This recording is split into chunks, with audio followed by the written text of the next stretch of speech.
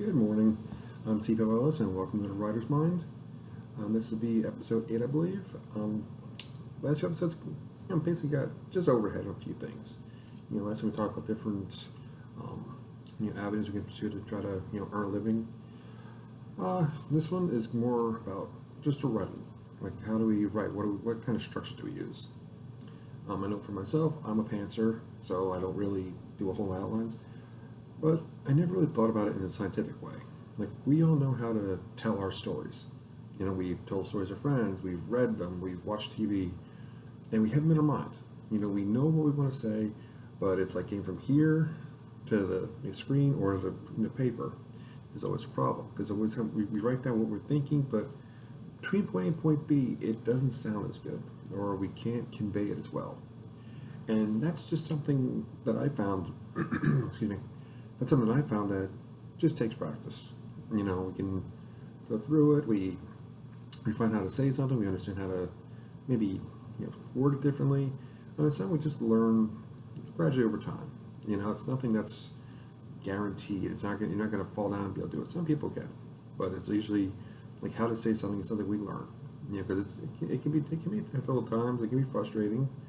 Because we'll have this great vision in our head, we'll have this great line, but when we write it out, it doesn't look as right, or we don't write it as well, or something goes wrong. But listen, we all know how to tell stories, but there is a formula that can be used. It's a triangle. There's a really, I don't have it here, but a piece of paper, you can just draw a nice big triangle. Okay, and when we got the one side is your beginning. Okay, that's how you open it. What do you want to do? Anything else, just your characters, how you want, scene, however you want to open it. And then as you're going up the arc, you have rising action, where you want to start building the story, introducing other characters, build the tension, give the meat of the story. When you get to the peak, you got the climax. That's where your big fight and story resolve. We know what the climax is. That's where we're gonna make that point. And falling action is where the aftermath. Everyone's dealing with what happened. Start getting all happy. It's like, okay, happy, sad, whatever. We start, moving on. And we start turning the page into what could either be a next story, next book, or just the end of the story. And then, obviously, the bottom corner is the end. That's where we wrap it up. Is it a happy ending? Is it a sad ending? Is it a mix? Does it give us hope? Trepidation? Depends on what kind we want to write. It's probably that's like the most scientific but not scientific way I've heard of explaining it. I never thought of it in that matter. For me, it was always like, a story is a story. You tell a story, you read a story, you just know it. But then, for not everyone really understands that concept, because it's something, it's one of those innate things. You either understand it or you don't, inherently. But you can learn it. And that's where the diagram comes into great play, because it's easy to say it. Like saying, oh, you know how to tell a story. Yeah, you do. But then translating it to the page, that's where we have that disconnect, like I mentioned. I said, we'll have a great idea. We'll have a great line. But when we write it, it's nowhere near as good as it was in our head. Why? It's just that we have that breakdown. Even now, I've been writing since 2010, 2011, actually publishing books and everything. So and I still have it in my head, and I'll write it, and it's just not that good. And I still have it every now and then. And that's where we have to work on it, think it through. That's where editing comes in. A lot of times when we're writing, we can get so caught up in it. Like for myself, I am super anal. My first draft is about 80-85% done, because I do not like seeing those little squiggly lines, those underlines on pages. If I write by hand, it's going to be rough. Then when I transcribe it, that's my edit, my first edit. But if I'm just typing it, I hate those lines. I'm always looking for the perfect phrase. I can't just leave it as it is. I can't. It's got to be very close to being done. And so, there'll be typos stuff, but it'll be very close. Others, it's like, doesn't work for that. It can bog us down. Just like researching. We do so much, it bogs us down. It locks us up. We don't know what to do. It's like we have all this information. We have all this we want to say. We can't do it. And that's where, when we're writing, we don't want to do the self-editing. For most of us, for me, it's just natural. I'm messed up in that regard. So it's like, but it's easier just to try not to do it. Don't worry about the editing. There's a moment called the KISS formula. Keep it simple and stupid.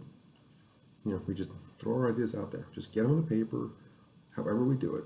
It doesn't have to be well written. It doesn't have to be, masterpiece. We just write it. Write down our ideas, get it out there, and we can come back and we can refine it. Because that's some of the biggest problems a lot of times we have is we want to be like a finished product right away. If we're not writing on the level of, say, a Mark Twain, a Stephen King, whoever, whoever our idols are, whoever we want to emulate, it's like if we're not writing on that level, and we feel like we've done something wrong, and we get frustrated, we're not conveying our thoughts right. But this thing, we write it, maybe make a note, say, well, just like a little exhibit handwriting. Let's just say, I want to flesh this out later. Want to flesh this out. Want to convey this feeling. Just like make little notes like that.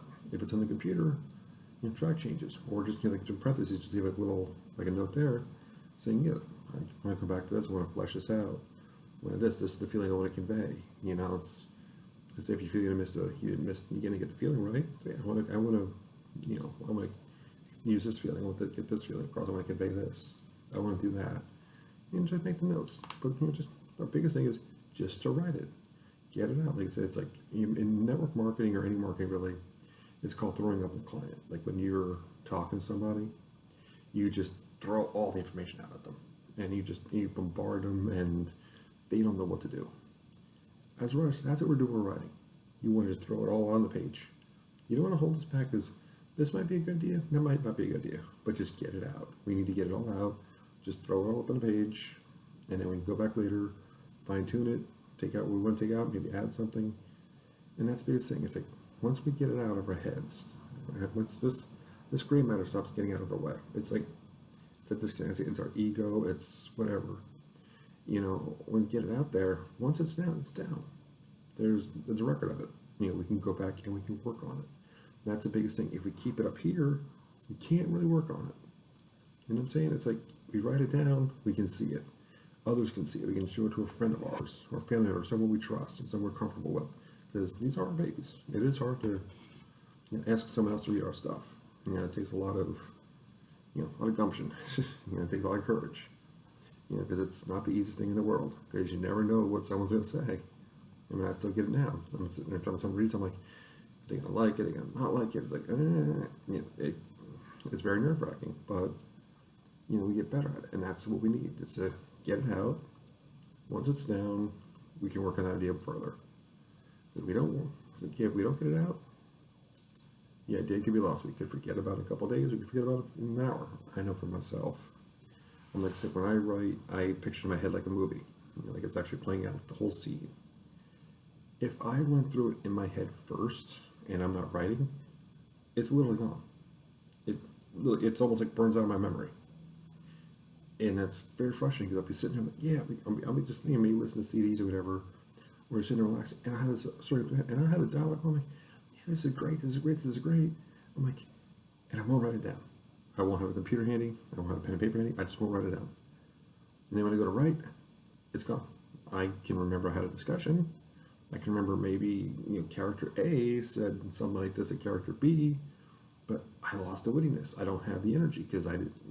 That's just how my mind works. Once I think it through, it's gone. That's why when I'm writing, for me, just throwing it out there works. And we're all different. We each have our own different philosophies. We have our own different systems.